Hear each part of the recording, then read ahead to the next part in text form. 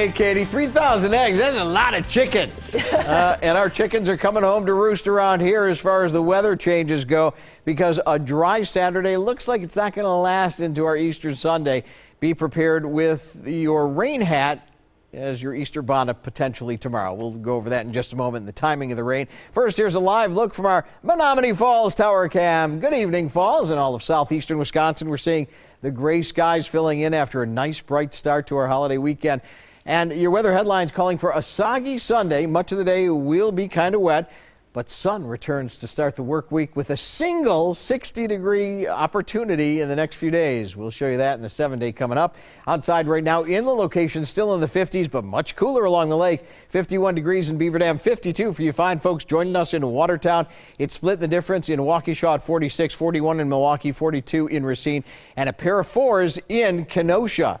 That's a big change across the area, especially inland. 10 degrees warmer than yesterday at this time.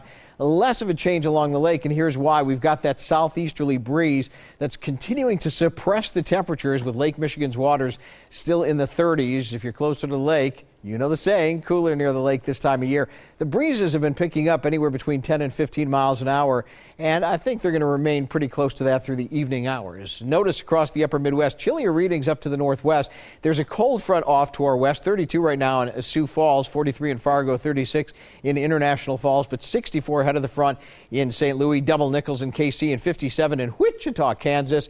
I don't expect our temperatures to drop off significantly once this disturbance passes to our east. And look at that, a compact area of low pressure and enough moisture spinning showers through Iowa into southern Minnesota. There's that low with frontal boundary up to the north, tracking to another low pressure up around Hudson Bay. Now, I expect this will gradually ease in our direction, but for us, we have a lot of dry air and southeasterly breezes off Lake Michigan, so it's going to take a while for that moisture to eventually get here down to the surface. That is tomorrow's trigger, however, and we could see it produce the rainfall, especially as we head into the mid-morning hours. In fact, future forecast times it out pretty well. We'll go through the night. We'll see a period of stars briefly before the moisture increases in advance of that front. And notice as we approach the afternoon hours, more widespread shower activity. So if you're going to try to do an egg hunt, the early morning hours may be your best opportunity. Your Storm Team forecast then for tonight. If you're going to be out and about, not a big deal. Mostly cloudy and mild with just a few sprinkles developing toward morning. Temperatures down to near 38.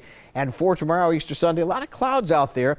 We may start out with filtered sun and drier conditions very early before the periods of rain showers begin mid-morning. It will be a little warmer, up to near 51. Here comes your Storm Team 4 7-day forecast. And look at that! Here comes the Easter Bunny hopping on the bunny trail, and unfortunately it looks like his fur is going to be a little soggy tomorrow around southeastern Wisconsin. Prepare yourself for bright sunshine and windy conditions on Monday. And look at that! Wednesday, potentially popping up to near 60 degrees. Unfortunately, the trade-off will be some showers and perhaps a few thunderstorms, and then we cool down toward the end of the week. All right, Katie, fingers crossed that many of those eggs stay dry, at least in the early morning hours. And as long as they're filled with candy, we're okay. Oh, exactly. I'm with you. Chocolate. Thanks, Scott.